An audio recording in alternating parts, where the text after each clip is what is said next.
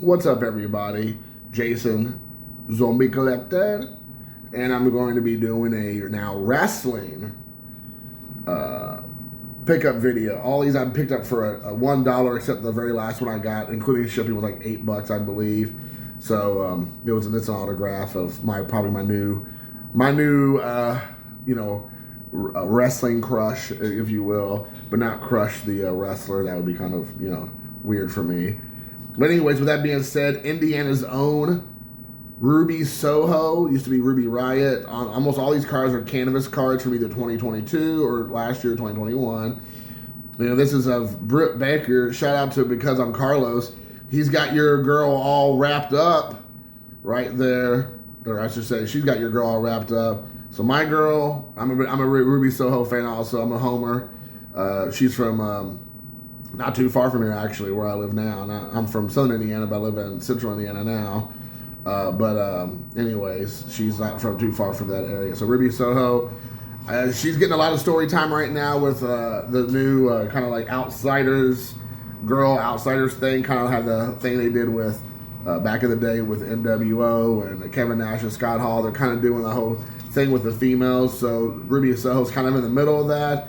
She looks like she's going to probably end up turning heel also, but we will see. Next up is Colt Cabana right there. Oh, boom, boom. Colt Cabana. Right here, Phil Brooks' favorite wrestler, best friend of all time. He kind of came out on his own. Then he joined the Dark Order, and he had a nice run there. And then he's kind of fell off. I don't think he's been on TV since I don't know, about year and a half now, 2 years. He had a hot match with Chris Jericho, where Chris Jericho's going around whooping everybody up for the Ring of Honor championship belt. He was going around trying to embarrass everyone, and Cabana was in that first round of wrestlers that he wrestled, but I haven't seen him since. Next up, I have this already, but I'm a huge Miro mark, so I picked up another Miro. So I usually top load one, and then I will put one in my binder. I have like a Z Folio that I'm kind of keeping lots of my AEW cards, either the AEW actual cards or wrestlers who now wrestle in AEW, just to kind of keep them together and do like little subsets. Kind of, I probably will end up trying to truly attempt to collect all the variations, like parallel sets and all that. And I'm sure it's going to be a hopeless endeavor, but it might be fun to do, because if you get them like on the cheap, again, all these cards I bought today were $1 except that last card. So they're all $1 with either free shipping or like $1 shipping, 80 cents or whatnot.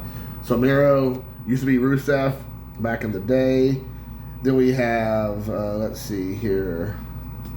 This is a cool one here. Well, if I don't drop it, we got Ricky Starks right here. Like he's putting I can't tell who. I think that's Brian Pillman Jr. He's putting the stops on.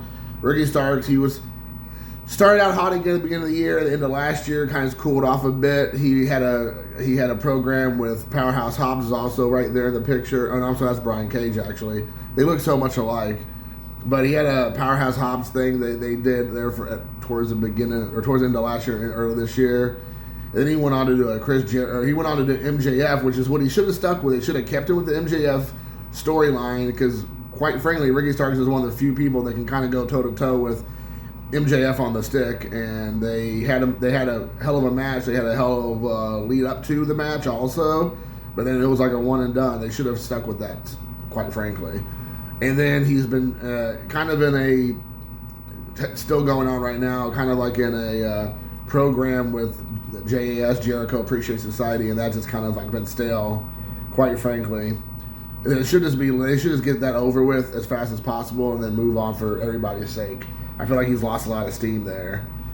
Next up is a Matt Jackson right here, canvas card. He has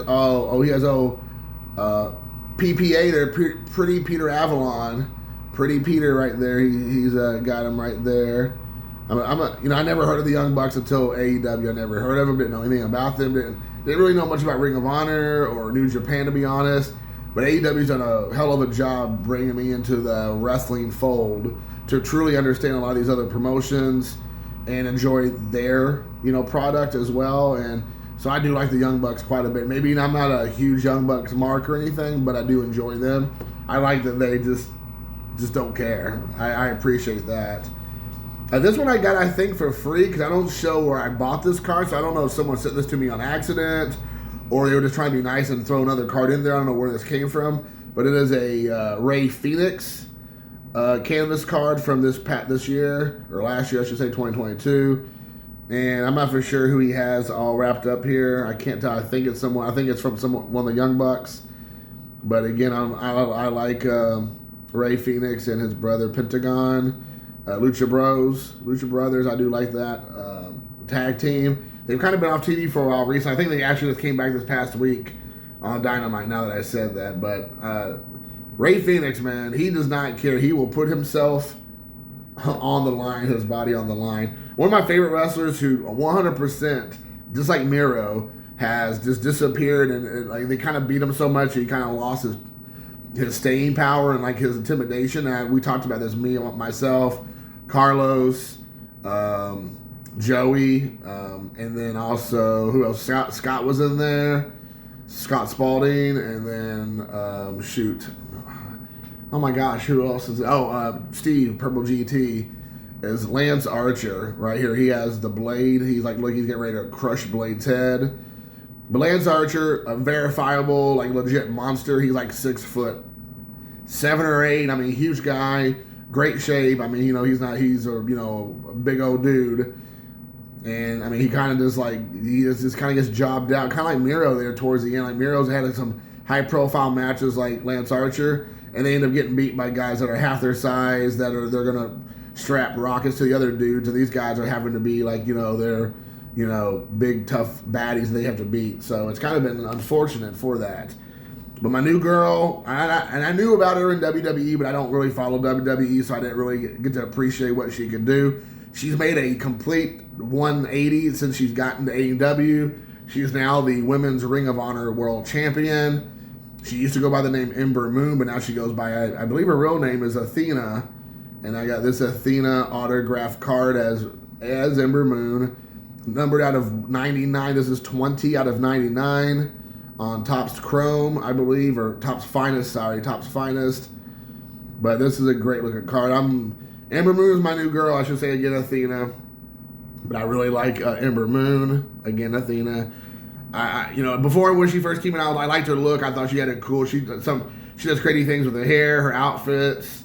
She'll dye her hair. She'll put different kind of contacts in. She'll have like these like angel wings or whatever she does. She does all kinds of stuff, and she just tried to do something different, which I appreciate. She came in as a baby face and was like people were really excited to see her, and then she got relegated, unfortunately, which has happened. She comes in hot, has a couple decent matches, but then she pretty much gets beat by all the AEW big stars. So like, I think Jade beat her. I think like one of the women's world champs, like Thunder Rosa or Britt Baker, somebody beat her also. And then she got rolled into going to Dark and Elevation, which sucks because she's great. Well, then she started having matches that were like bangers. She was like literally throwing chicks around the ring, like out of the ring, like 100%. It looked like a shoot fight, like a real fight. She was like laying in on punches and kicks and throws and tossing girls over the top rope, like letting them fall straight down on their heads and stuff. I mean, she's been whipping everybody's ass. And so she went heel, and ever since then, it's been a lot better. I mean, she's got a lot more notice, and they need to move her up back to the main roster and get her on the TV more. But I've really enjoyed her because she just doesn't care. She's doing a lot of, like, she's funny when she does her promos. She's cutting promos on people. She's just walking up on people. She kind of do what Nyla Rose was kind of doing for a while, like walking up on people, just like, murking them, punching them, and then like running out and just like talking smack.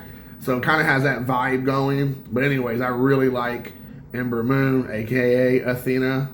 And so anyways, guys, this is what I did. So I got all this whole stack of cards. This one, again, was around probably $8 total. So I got this whole stack for maybe like $15. So you can let me know what you think below, how I did on the selections. And who are your favorite AEW wrestlers if you're a wrestling fan? Who are the ones you think should get a push? Who do you think is getting too much of a push? Maybe they need to take a break. Who you get tired of seeing? Like, like turn off the TV heat. What are some of your thoughts about the product in general? I'm looking forward to anyone who will leave comments below. Until next time, guys, thanks for watching. Peace.